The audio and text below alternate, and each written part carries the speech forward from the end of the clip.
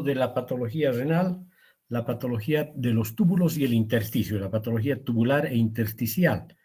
¿Sí? Así que voy a presentarles mi pantalla.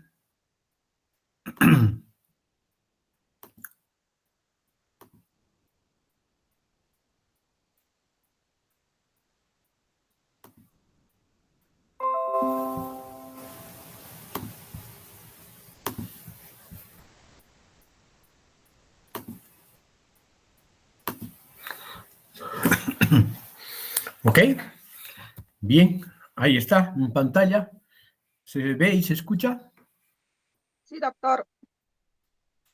Tenemos que empezar diciendo que la patología renal tubular e intersticial es responsable de gran parte, ¿sí? Probablemente la mayor parte de los casos de insuficiencia renal aguda, pero aguda, no crónica, ¿ya? Y pueden ser secundarios a procesos infecciosos, isquemia y también trastornos tóxicos y metabólicos. Estos son los agentes probables que van a dañar los túbulos o el intersticio, y muy frecuentemente túbulos e intersticio. ¿Sí? Vamos a empezar hablando de las enfermedades tubulares, recordándoles, claro, que casi siempre hay una nefritis intersticial concomitante, ¿no? Entonces, las lesiones tubulares pueden ser básicamente, de acuerdo a su etiología, secundarias a isquemia o por productos tóxicos, ¿sí? Y conducen hasta cierto punto a la necrosis tubular aguda. La manifestación de la enfermedad tubular aguda básica y fundamental es la necrosis tubular aguda, ¿sí? Hay también reacciones inflamatorias de los túbulos y el intersticio que conducen a la nefritis tubulointersticial, ¿sí? O sea que con frecuencia hay compromiso tanto tubular como intersticial. Esta enfermedad va a producir un deterioro grave, pero potencialmente reversible de la función del epitelio tubular, causado por la isquemia, por lesiones tóxicas y condicionando una insuficiencia renal aguda. Entonces, es importante recabar este dato, ¿sí? Aunque la insuficiencia renal es total y eventualmente grave y puede poner en peligro la vida, es potencialmente reversible, ¿ya? Bueno, decíamos que la patología tubular casi siempre se asocia a una patología intersticial. Vamos a hablar ahora de una de las causas más importantes de necrosis tubular aguda y, por lo tanto, de lesión tubular e insuficiencia renal aguda. ¿Sí? Es más común que la tóxica, que es la otra variedad. Consiste, bueno, se produce por una rápida disminución o pérdida de la función renal con progresivo incremento de la creatinina sérica. Esto nos habla de insuficiencia, ¿sí? Asociada frecuentemente a oliguria y proteinuria y eventualmente incluso anuria, por lo general producida tras la hipovolemia súbita, o sea, una disminución del volumen sanguíneo de sangre, volumen sanguíneo, en los vasos sanguíneos, secundarias a hemorragias graves, infarto agudo del miocardio y choque de cualquier tipo, choque cardiogénico, hipovolémico fundamentalmente, ¿no? Y claro, el signo fundamental es, aparte del aumento de la creatinina, del incremento de la creatinina, que es un dato laboratorial, clínicamente lo importante es la oliguria, ¿sí? Hay un colapso circulatorio inicial y posteriormente por obstrucción del flujo de salida por las células que se van descamando debido a la tubulorexis, ¿no? Por la isquemia, las células epiteliales de los túbulos proximales sobre todo, se van necrosando, se van lisando y van descamándose hacia la luz. Esto es lo que se conoce como tubulorexis y puede ser tan importante que puede llegar a causar obstrucción del flujo de salida, ¿no? Bueno, ¿cuál es la patogenia de la necrosis tubular aguda isquémica? O sea, la tubulorexis que acabamos de mencionar. Hemos dicho que son muchas las causas, fundamentalmente disminuyendo el volumen sanguíneo, y esto puede ser por hemorragia masiva, choque séptico, quemaduras graves que causan gran pérdida de líquidos y deshidratación por diarrea, por ejemplo, por sudoración profusa, ¿no? O en forma más crónica, por diarrea prolongada, insuficiencia congestiva cardíaca y redistribución del volumen, como ocurre en las pancreatitis y las peritonitis. Bueno, todos estos tienen un común denominador: la reducción del volumen sanguíneo y la reducción de la perfusión renal, por lo general asociada obviamente a una hipotensión secundaria a la hipovolemia. ¿Sí? Entonces, el epitelio tubular es sensible a la hipoxia. No se olviden que la gran cantidad de actividad metabólica que realiza el epitelio tubular, determina que su actividad metabólica sea muy importante en cuanto a la necesidad de energía que tiene. Entonces, cuando hay una disminución del aporte sanguíneo por la hipovolemia y la hipotensión, entonces esta elevada tasa metabólica va a costarle caro al riñón, con consumición de energía y alteraciones en la función de los gránulos intracitoplasmáticos, lo que conlleva una disminución del ATP, una disminución del ATP, ¿sí? Bueno, ¿y cómo se ve morfológicamente? Macroscópicamente los riñones están tumefactos, es decir, grandes, edematosos y pálidos, principalmente a nivel de la cortical, de la zona cortical del riñón, ¿sí? Pueden haber necrosis segmentaria irregular de las células tubulares, ¿no? Y esto ya desde el punto de vista microscópico. Este es un dibujo esquemático de la primera porción del túbulo renal, en donde se ve que la necrosis asociada a la isquemia es una necrosis segmentaria, no es una necrosis continua, ¿sí? Una necrosis segmentaria. Hay partes de necrosis y áreas del epitelio conservado, ¿no? Y el daño tubular distal es más destacado que el proximal. Un poco diferente a lo que vamos a ver con la necrosis tubular de tipo tóxico, ¿no? Entonces hay rotura de la membrana basal, como vemos aquí, rotura de la membrana basal, ¿sí?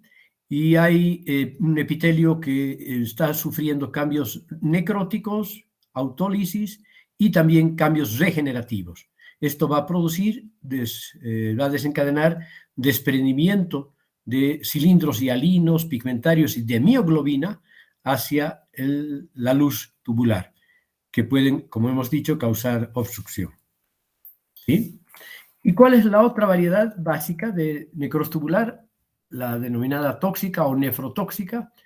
Bueno, aquí tenemos que hablar de un conjunto de entidades donde hay necrosis del epitelio de los túbulos producidos por la ingestión, inhalación o inyección de sustancias tóxicas de los más diversos orígenes, ¿sí? Lesiones inducidas químicamente, células tubulares preferidas son susceptibles, como diana, para ciertas toxinas, debido otra vez a esta elevada tasa de actividad metabólica y consumo de energía, y toxinas que alteran la ruta oxidativa u otra vía metabólica a nivel del epitelio tubular. Entre los agentes tóxicos o nefrotóxicos más importantes tenemos productos endógenos, como la hemoglobinuria, hemólisis posttransfusional, por ejemplo, secundaria a una hemólisis posttransfusional, la hemoglobinuria, la mioglobinuria por rhabdomiólisis o lesiones por aplastamiento de los músculos, o también un ejercicio intenso a veces puede provocar graves daños de rhabdomiólisis. No es frecuente, pero tampoco es excepcional que se produzcan por ejercicios intensos rhabdomiólisis.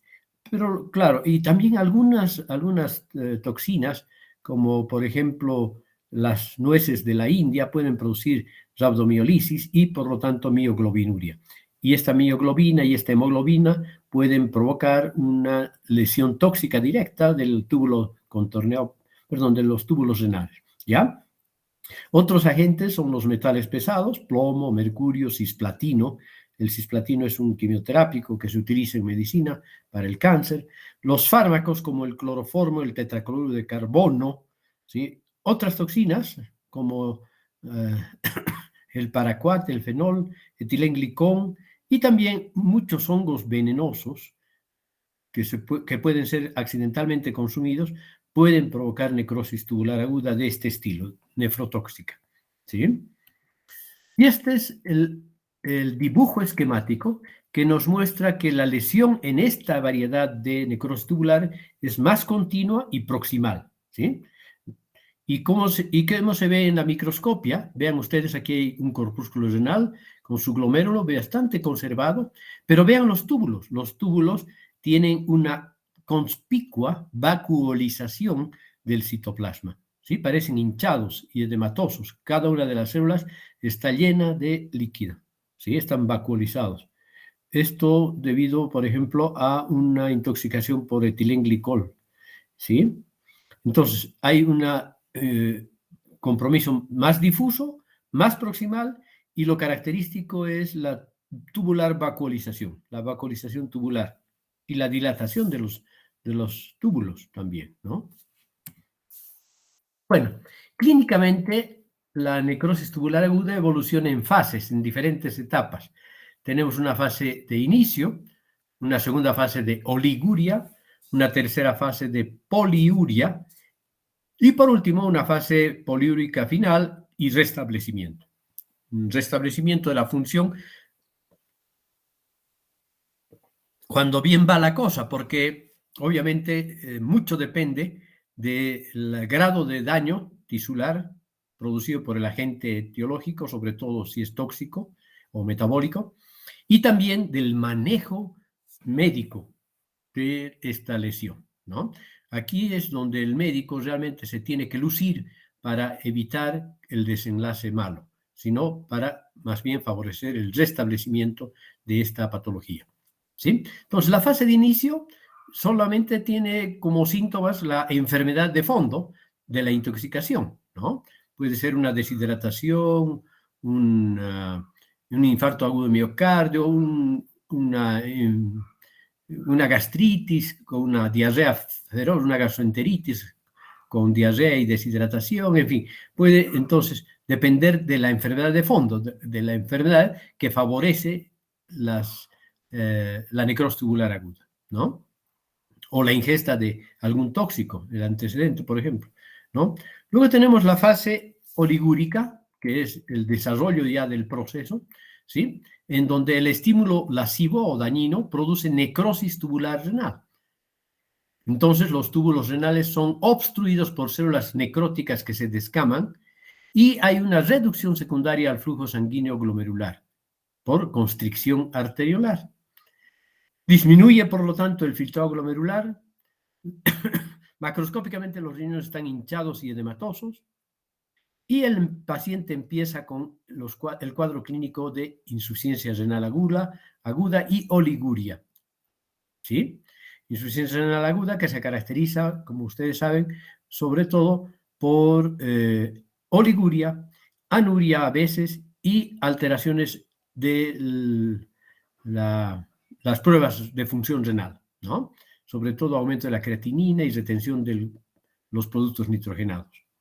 Aquí es muy importante, puesto que son necesarias e indispensables a veces, medidas de sostén por parte de la medicina para prevenir la hipopotasemia o la sobrecarga de líquidos. Entonces hay que tratar de manera precisa, sin mucho, sin poco. Sin mucho potasio, sin poco potasio, sin muchos líquidos, sin pocos líquidos, ¿no? Entonces, en la medida exacta. Esa es la magia del nefrólogo que tiene que manejar adecuadamente, o del médico internista, o eventualmente de un médico familiar o un médico general, ¿no? En situaciones claves podría incluso un médico general tener que tratar esto. Luego ya viene la tercera fase de poliuria inicial, fíjense, de una fase de oliguria y a veces anuria, se pasa a una fase de poliuria inicial. ¿Sí? Entonces empieza el fenómeno regenerativo. No se olviden que no estoy diciendo reparativo, estoy diciendo regenerativo. O sea, restauración de un epitelio tubular funcionalmente bueno. ¿Sí? Esto dura aproximadamente 1 a 3 semanas.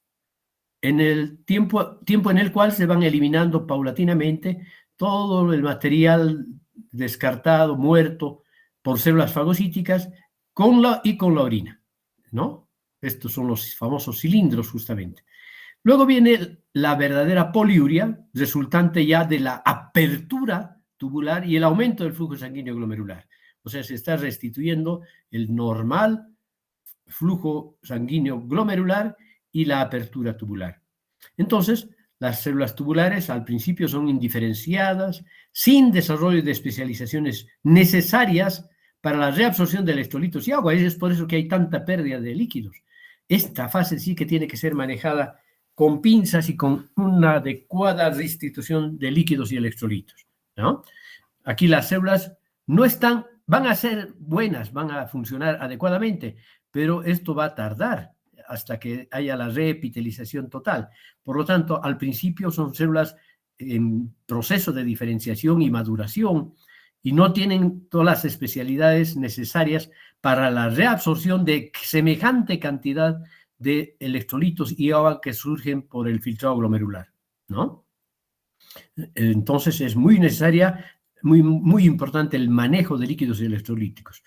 ¿Para qué? Para compensar justamente estas excesivas pérdidas de orina y de líquidos, por lo tanto, y de electrolitos. Ya, por último, viene la fase poliúrica final, en donde las células tubulares ya han sufrido un proceso de diferenciación, de maduración, se restaura la función epitelial tubular renal y hay restablecimiento de la reabsorción y del mantenimiento hidroelectrolítico adecuado por parte de los túbulos renales. Al fin y al cabo, esa es su principal función, ¿no? Bueno, ¿cómo evoluciona la necrosis tubular aguda? El pronóstico depende, ya hemos dicho en cierto modo, en parte de la causa, de la gravedad del problema, de cuán tóxico es esa toxina, ¿no? O cuán agresiva es, y cuánta es la dosis que ha consumido el individuo. Y en parte del manejo hidroelectrolítico por parte de los médicos. En general, es bueno, hemos dicho al principio, que es reversible, excepto en los casos asociados a necrosis tubular aguda por sepsis, secundarios a sepsis, ¿sí? En estos, en general, la necrosis tubular aguda suele ser más difícil de revertir y de tratar. ¿Por qué? Porque además se pueden provocar otro tipo de complicaciones, por ejemplo, necrosis, ¿cómo es? Coagulación intravascular diseminada, en fin, ¿no? Bueno, ¿y cómo se ve la orina en la insuficiencia renal aguda y sobre todo en la necrosis tubular aguda, ¿no? Bueno, en este capítulo, lo que pertenece a este capítulo sería cómo se ve la orina en la necrosis tubular aguda.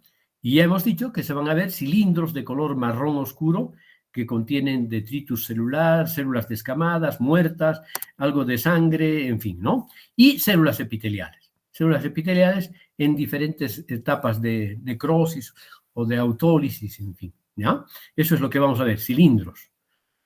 Si ya hablando de otras patologías del riñón, en la glomerulopatía, los cilindros son típicamente o eritrocitarios o proteínicos, ¿sí?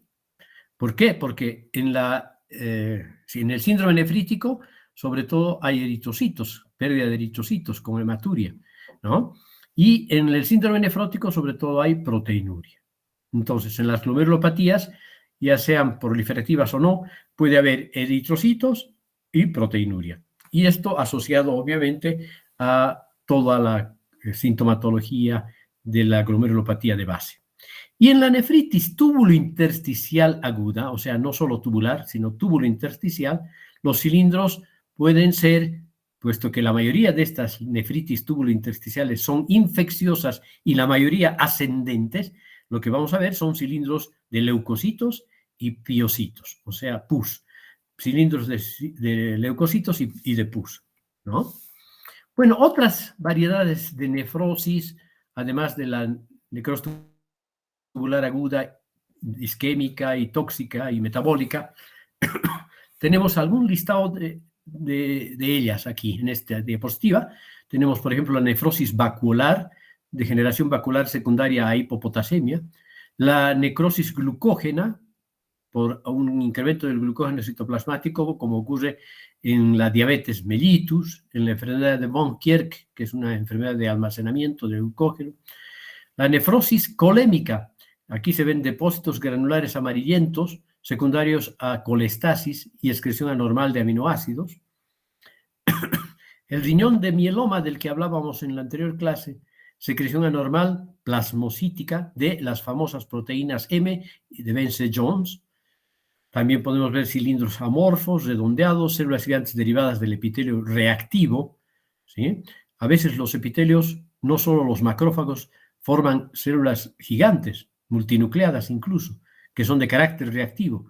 Eso ocurre en el riñón del mieloma. Y además una reacción inflamatoria inespecífica del intersticio que puede observarse en el corte histológico.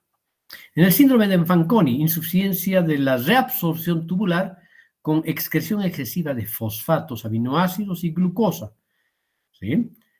Esto se produce en el raquitismo en niños, osteomielitis en adultos y acidosis y deshidratación intensa. Cursan estos síndromes con acidosis y deshidratación intensa. Entonces hay una excesiva excreción de fosfatos, de aminoácidos y glucosa, condicionando raquitismo y o osteomalacia. Bueno, tenemos depósitos de uratos en los riñones, formación de uratos por la degradación excesiva de nucleoproteínas, por destrucción de eritrocitos en los lactantes y de leucocitos y eritrocitos en la leucemia, por ejemplo, en adultos, ¿no? Sobre todo. Aquí tenemos la nefropatía por uratos. Vean esos cálices y parte de la pelvis también renal están, sobre todo los cálices, están comprometidos por estas concreciones bastante firmes, amarillentas o blanco-amarillentas, granulares, que a la microscopia se ven como esta sustancia acidófila que está aparentemente llena de agujas, de agujetas, ¿sí? Son cristales en forma de agujas y rodeadas por un proceso inflamatorio crónico granulomatoso de tipo cuerpo extraño, ¿no? Aquí no se ve ninguna célula gigante multinucleada, pero sí se ven histiocitos que forman el granuloma en torno al depósito de estos uratos. Se ven los cilindros del mieloma, qué bonito se ve, los cilindros del mieloma, ¿no? Proteína de Vence-Jones, eritrocitos también. Aquí se ve nefropatía por uratos, cristales de ácido úrico en la luz tubular. Bueno, y ahora hablamos de las enfermedades del intersticio.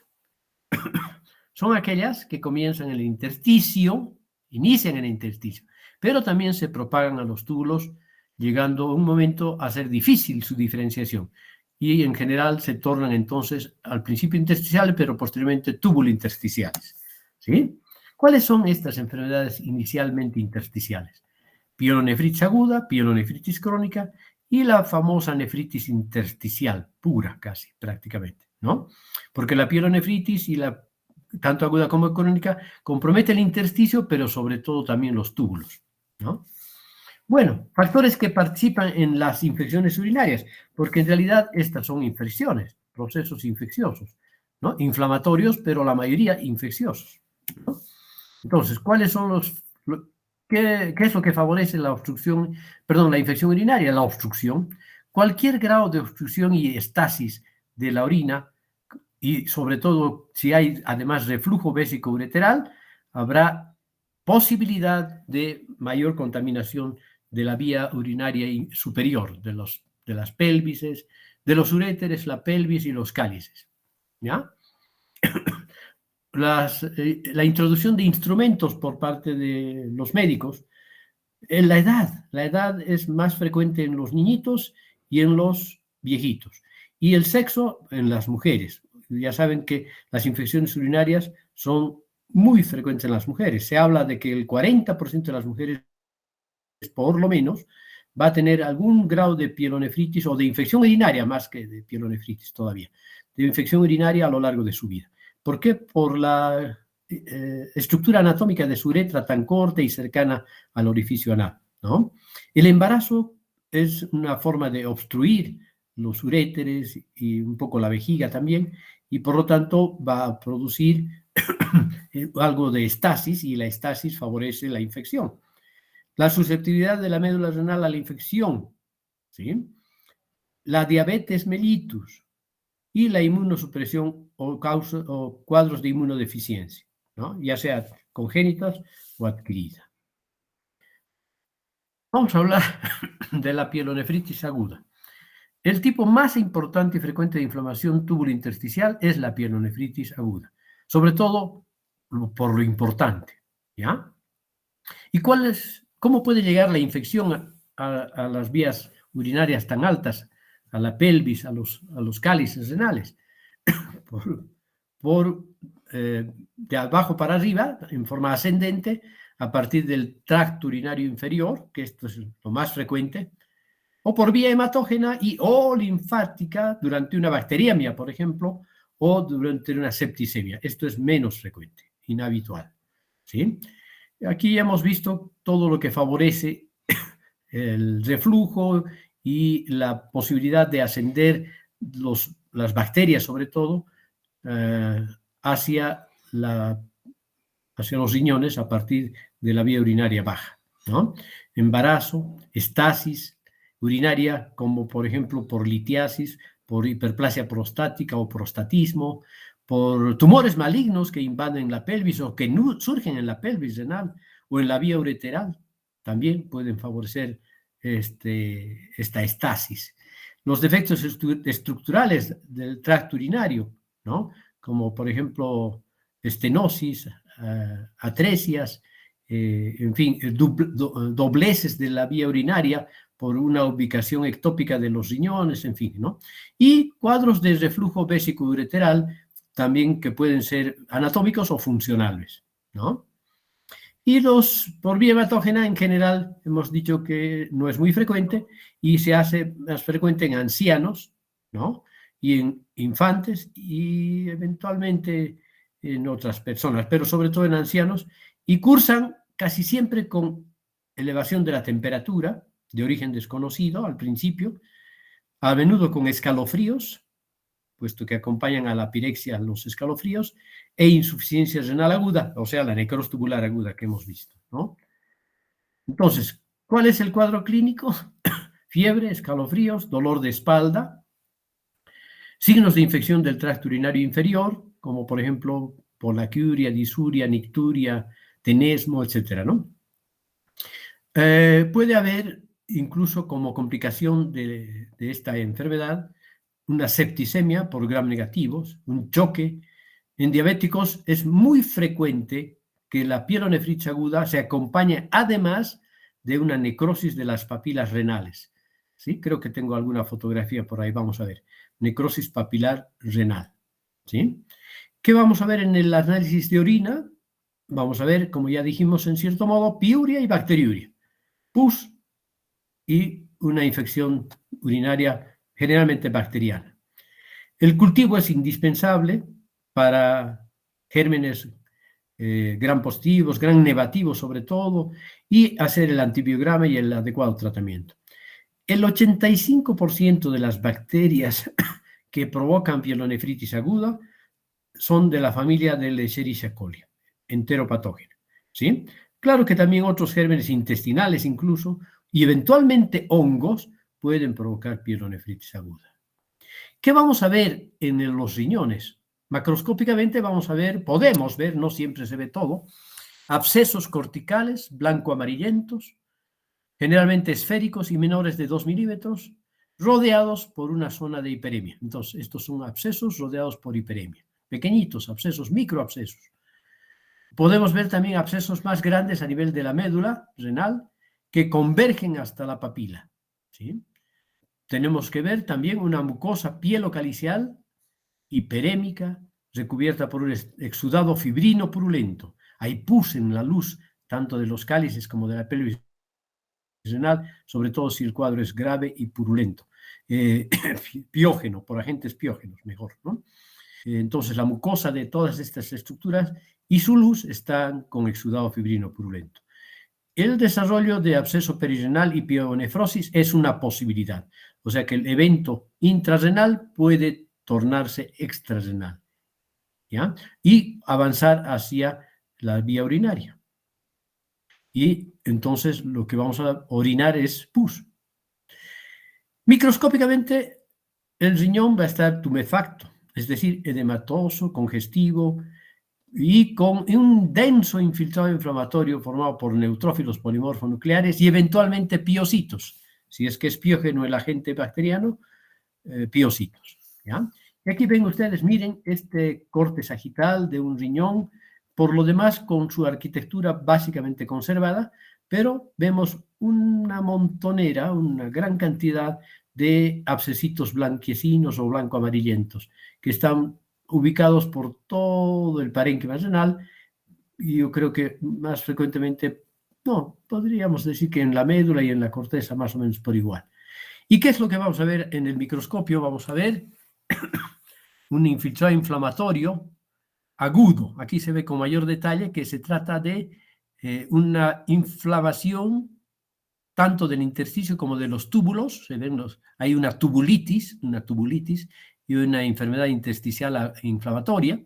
Entonces hay una túbulo intersticial, una enfermedad túbulo intersticial inflamatoria aguda, en este caso aguda porque hay predominio de neutrófilos polimorfonucleares, que ustedes espero los estén reconociendo. Y aquí hay una fotito de Aspergillus, que también puede provocar una cistitis, una infección de la vía urinaria. Aquí se ve un poco del epitelio urinario, del urotelio, y aquí se ve fibrina, escasos leucocitos y una gran medusa de hongos ramificados, ¿no? La pielonefritis crónica es la otra entidad. La pielonefritis crónica es el 15% del causante de enfermedad renal crónica, ¿sí? 15% de las enfermedades renales crónicas se deben a pielonefritis crónica. Va a haber paulatinamente desarrollo de hipertensión de origen renal, agravando la lesión vascular resultante, ¿sí? También se puede producir por los dos mecanismos, la pielonefritis crónica, por reflujo y por obstrucción crónica, y también, aunque más raramente por vía hematógena, ¿no? Puede haber. Pero lo más frecuente es por reflujo vesicoureteral y episodios repetidos de inflamación aguda, de pielonefritis aguda. Entonces, episodios repetidos de pielonefritis aguda o cuadros que favorezcan el reflujo vesicoureteral y la estasis van a ser causantes de pielonefritis crónica, ¿sí? Otra vez, aquí repetimos, obstrucción crónica, episodios repetidos de infección por obstrucción del drenaje pielocalicial. O pueden ser por alteraciones anatómicas, por cálculos, por tumores, por todo lo que produzca obstrucción de larga data y que puede cursar con reflujo y pielonefritis crónica resultante. El análisis de orina y las pruebas de función renal son muy parecidas, ¿sí? Puede haber bacteriuria, puede haber aumento de leucocitos, puede haber alteraciones de la función renal de acuerdo al grado de compromiso del parenquimatoso. Aquí vamos a ver en la macro. En la macro vamos a ver zonas cicatriciales irregulares, deprimidas, típicamente entre 0,5 y 2 centímetros. Son bastante ostensibles estas depresiones que son cicatrices planas y deprimidas. Sobre la corteza renal es lo que se ve esto, ¿sí? También se puede ver sobre los cálices distorsionados en forma de maza. Cicatrización fibrosa de la papila renal. O sea que hay un compromiso cortical de los cálices, de la papila renal, o sea, medular. Y desde el punto de vista microscópico, zonas irregulares de fibrosis e infiltrado inflamatorio crónico, ¿sí? Intersticial. Los túbulos también están comprometidos, son atróficos o están dilatados con un material amorfo proteináceo. Este material amorfo proteináceo dentro de la luz de los túbulos ligeramente dilatados se denominan cilindros coloides. Se denominan así porque se parecen mucho a los folículos tiroideos que tienen un coloide al centro. De hecho, este patrón de atrofia tubular y de dilatación tubular con este material amorfo proteináceo se conoce también como tiroidización tubular. Tiroidización tubular. Perdón, un segundito.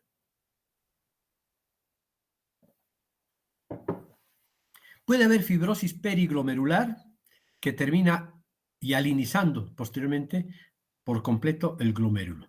Como les digo, bueno, a mis estudiantes les he dicho que no solo las glomerulopatías se pueden llegar a hialinizar, es decir, a producir una cicatriz del glomérulo, ¿no? a descartarlo funcionalmente, sino también esta fibrosis periglomerular secundaria a una pielonefritis crónica puede provocar la hialinización del glomérulo y por lo tanto la pérdida completa de la función glomerular y de la nefrona, de la función de toda la nefrona.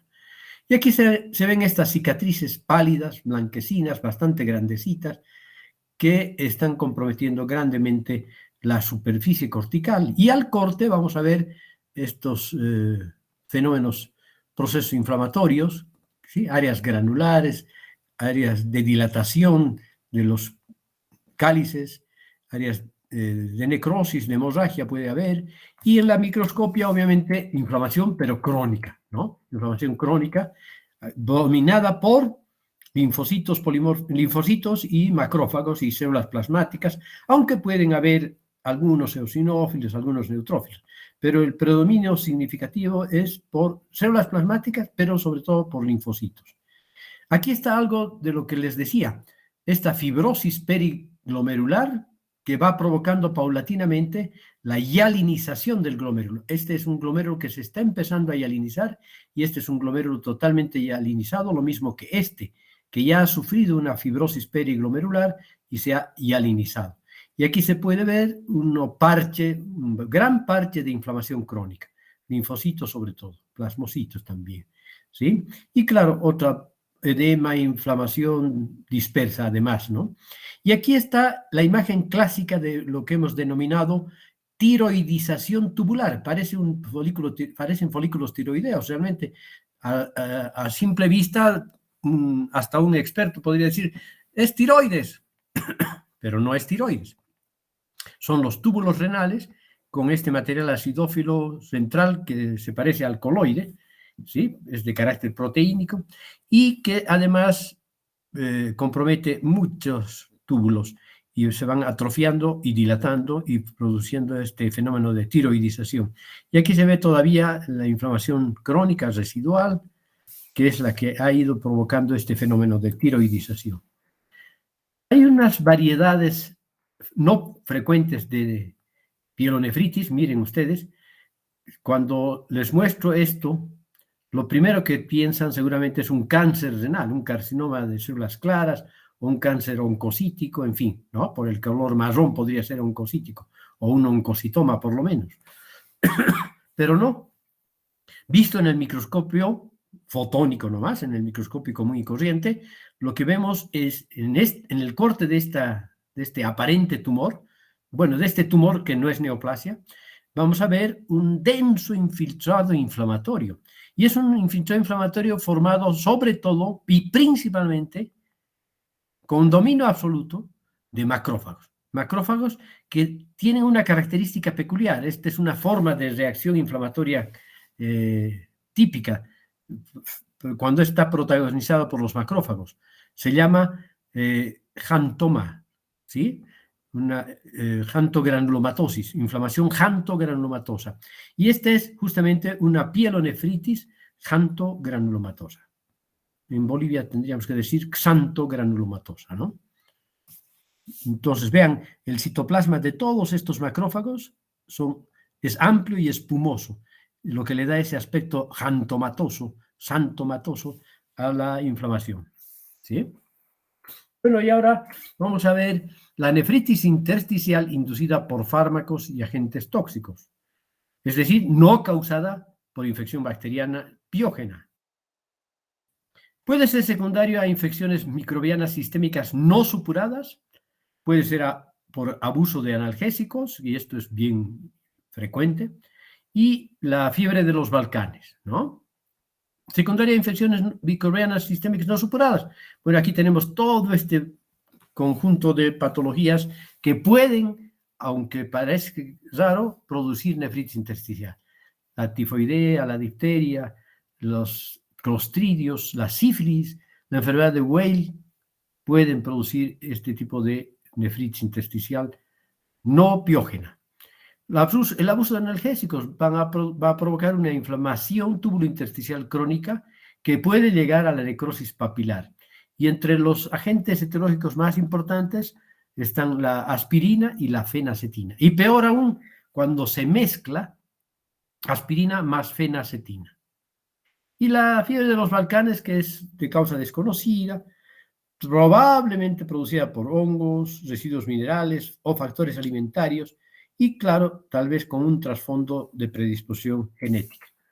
Esta es la famosa necrosis tubular aguda, la papilitis necrosante, ¿sí? Que se ve en el curso de una pielonefritis, porque estos riñones tienen una pielonefritis crónica. Vean, hay depresiones en la superficie, lo que nos habla de cicatrices, y aquí se ve la papila con una necrosis isquémica prácticamente, blanquecina, y es lo que se llama como necrosis papilar, ¿no? Que es más frecuente en personas diabéticas, pero también puede producirse por el consumo justamente de aspirina y fenacetina juntas. Bien, inducida por fármacos y agentes tóxicos. Seguimos con esta nefritis intersticial. Hay de por medio un proceso de reacción de hipersensibilidad adversa frente a diversos tipos de fármacos. El tiempo de evolución puede ser de 2 y 40 días después de la exposición y está mediado por un mecanismo inmunitario. ¿En qué consiste ese mecanismo inmunitario? Unión covalente de los fármacos a componentes del citoplasma o la matriz extracelular.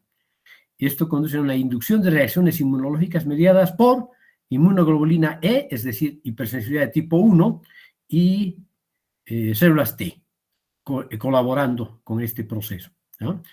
Ya les decía que la principal causa de nefritis intersticial con necrosis papilar es el abuso de analgésicos, aspirina más fenacetina más paracetamol, ¿sí? Bueno, y clínicamente fiebre, obvio, eosinofilia por los medicamentos, ¿ya? Siempre que veamos eosinófilos en un proceso inflamatorio, o pensamos en parásitos, o pensamos en alergias, ¿no? O en fármacos. En fármacos, en este caso podría ser por fármacos, la presencia de eosinófilos. Puede haber erupción cutánea, hematuria, proteinuria leve, piuria estéril, esto es interesante. Pueden haber datos de insuficiencia renal aguda, desde la azoemia hasta la uremia, ¿no? La uremia es la azoemia con síntomas, con acompañantes. Pero lo característico es poliuria, anemia, cefalea, trastornos gastrointestinales, diarrea sobre todo, a veces náuseas y vómitos, necrosis tubular aguda y necrosis papilar, como la que veíamos en la anterior fotografía justamente. ¿Qué vamos a ver en la morfología? Edema, necrosis tubular aguda, infiltrados tubulointersticiales formados por histiocitos, eosinófilos, neutrófilos, células plasmáticas, eventualmente formación de granulomas bien delimitados, que no son tuberculosos ni sarcoitósicos. Y aquí tenemos justamente una nefritis intersticial debido a drogas, ¿no? Un proceso inflamatorio dominado por macrófagos, linfocitos, células plasmáticas, destacando la presencia de 1, 2, 3, 4, 5, 6, 7, 8, 9, 10, 11, 12, 13, 14. En este campo hay 14 eosinófilos, ¿ya? Lo que nos habla de una nefritis intersticial inducida por medicamentos, por drogas. Bueno, y para terminar, las infecciones renales más importantes, entre las infecciones renales más importantes que ustedes con certeza van a ver algún día en su vida profesional, la tuberculosis renal. La tuberculosis renal, ¿no? Que puede ser parte de una tuberculosis miliar o puede ser una tuberculosa primaria prácticamente, ¿no? En donde la infección inicialmente es renal, pero meses o años después progresa, se abre al sistema pielocalicial y libera bacilos en el tracto urinario inferior, provocando uretritis, cistitis tuberculosa, prostatitis, orquioepididymitis. Hay una cierta predilección inusitada, inusual, bueno, una cierta predilección, no sé exactamente por qué, del epidídimo por parte de los bacilos de Koch, ¿sí? Frecuentemente hay orquioepididymitis, pero es más frecuente la epididymitis pura, tuberculosa, ¿no? Y claro, en el riñón puede ir habiendo una destrucción córtico-medular con reemplazo por grandes granulomas como los que ven aquí, granulomas de células epitelioides con células gigantes multinucleares de tipo Langhans, con los núcleos periféricos en herradura, en fin, y rodeados por un manto de linfocitos y fibroblastos, ¿no?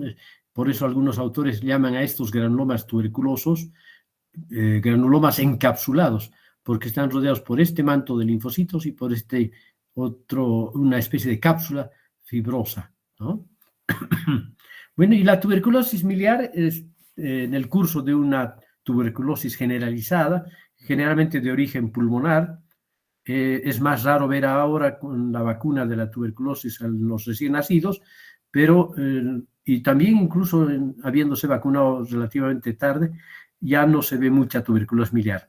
Cuando no eran vacunados los individuos por la BCG, entonces sí había con frecuencia tuberculosis miliar, que como es lógico, es mucho más agresiva, sistémica, rápidamente progresiva. El riñón es solo uno de los órganos comprometidos, porque es sistémica, como les digo, y el paciente puede morir antes de que los granulomas incluso se desarrollen y contengan gran cantidad de material caseoso, que no se ve mucho aquí. Tal vez en esta parte inferior se ve la necrosis caseificante. Y la prueba éxito, la prueba de oro, diríamos, es la búsqueda del bacilo ácido alcohol resistente, la BAR se llama, ¿no? Parece que no solo en el fútbol hay VAR. Bueno, ¿y qué vamos a ver en los riñones en una tuberculosis renal? Vamos a ver granulomas caseificantes, masas quísticas de material caseoso parcialmente casificado. Estos granulomas epitelioides, eso es lo que vamos a ver, sobre todo con un manto de linfocitos y fibroblastos. Y en la tuberculosis miliar vamos a ver gran número de pequeñísimos granulomas diseminados por ambos riñones, así como están diseminados por ambos pulmones, a veces en otros órganos, las suprarrenales, en fin, cualquier órgano puede ser comprometido. Los huesos y los órganos que reciben más sangre son los que más frecuentemente se colonizan por el bacilo de Koch, produciendo estas granulomas en forma sistémica, que cuando es miliar en general son pequeñitos y cuando no es miliar son bastante grandes como estos.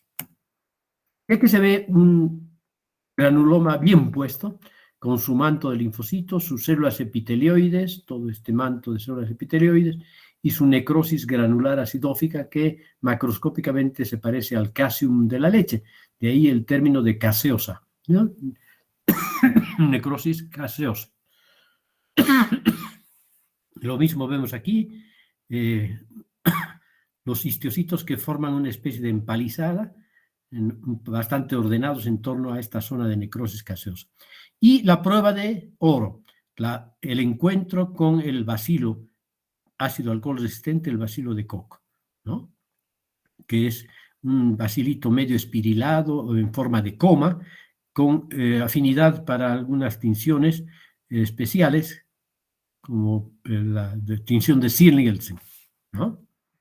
Muy bien, creo que hemos terminado a tiempo, justo a tiempo, nuestra clase de patología tubular e intersticial, ¿no? A ver quiénes están, todavía quedan bastantes, bueno, espero que sí.